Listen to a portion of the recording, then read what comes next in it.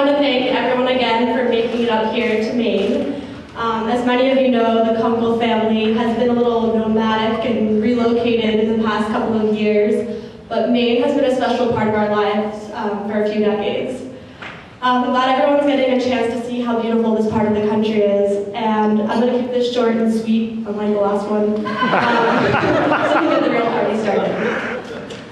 It's hard to believe that it was almost a year ago that Alex proposed, and I feel very special that I was able to be part of that weekend.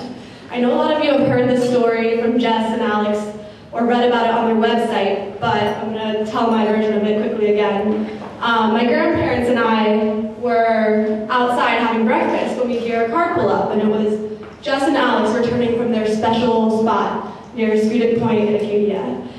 And Jess got out of the car with this weird, dazed, confused look on her face, and she says, "Something happened." And my grandmother and I looked at each other, and we thought it was something bad, like they hit a moose, or something weird that happens in Maine. But luckily, this was just Jess to speak for I'm engaged. So, even though Jess is my older sister, it makes me feel a little old to have her getting married. In fact, my dad will sometimes joke that Jess is like the younger Kunkel sister. And as families tend to do, we give her a hard time about a lot of things. Sometimes when we're all home for the weekend, I hear my mom remind her of her age and tell her to stop acting like a little kid. And I don't want to start marital trouble already, but I know Alex is a little guilty of this too.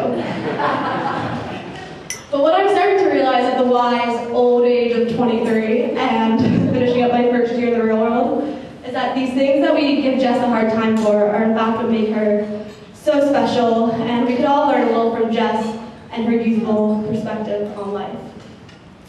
In addition to the personal success that she's found with Alex, this optimism and youthful demeanor has contributed to her professional success as well. For example, her job at Memorial Sloan Kettering. From the few times I visited her and heard stories from her and other people, I know I never would have been able to survive such an emotionally demanding job and keep a smile on my face day in and day out. But Jess was there for 5 years, which is an eternity these days, and she successfully made her way towards medical school.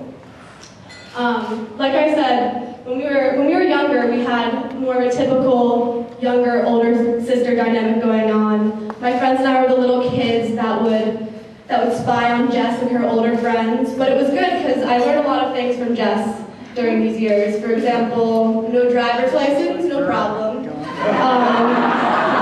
Curfew doesn't really apply if your parents fall asleep early.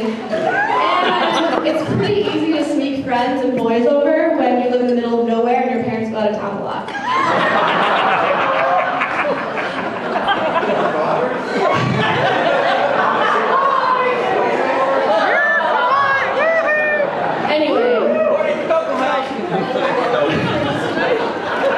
Jess has stayed so youthful and optimistic.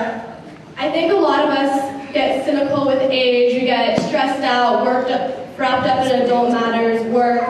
We accumulate these material things, iPhones, iPads, expensive clothing. These things are great, but they're meaningless without friends, family, health, and happiness. It's what's most important at age 9 and 99. And I think Jess is one of the few people I know who has never gotten cynical, never really gets stressed out about anything, which really, except for today a little bit. I saw some nerves and some stress earlier.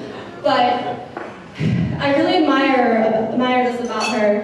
And what's so great about her and Alex is that Alex is able to focus all this energy she has and positively direct it. That's what makes them such a great team. So I'm gonna wrap this up because I actually am keeping this short and sweet. But Jess, thank you for being both an older sister to me and a youthful, refreshing presence to all of us.